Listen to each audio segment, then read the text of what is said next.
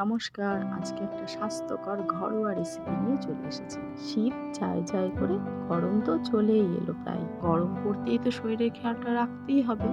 শীতকালে আমরা বাহারি খাবার খাই, কিন্তু গরমকালে স্বাস্থ্যকর খাবার খেয়ে যেতে হয়। আলুটা, লাউটা লবণ হলুদ দিয়ে ভেজে নিয়েছি। তারপরে তেলে তেজপাতা, শুকনো লঙ্কা, জিরে ফোড়ন দিয়ে টমেটো দিয়েছি। টমেটোর কাঁচা গন্ধটা যেতেই এখানে আদা বাটা, জিরে গুঁড়ো, ধনে গুঁড়ো, হলুদ গুঁড়ো, লঙ্কার গুঁড়ো দিয়ে মশলাটা জল দিয়ে কষিয়ে নিতে হবে।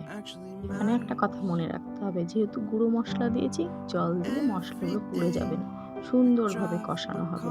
মশলাটা যখন কষে এসেছে, তখন লাউ আর আলুটা দিয়েছি। ভালো করে কষিয়ে নিয়ে পরিমাণ মতন জল দিয়েছি আর পরিমাণ মতন লবণটা দিয়েছি।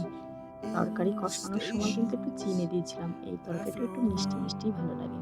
নামানোর সময় ভাজা মসলা দিয়ে নামিয়ে নিয়েছি। আমি তো পরোটা দিয়ে খেয়েছি। খেতে অসাধারণ লাগে।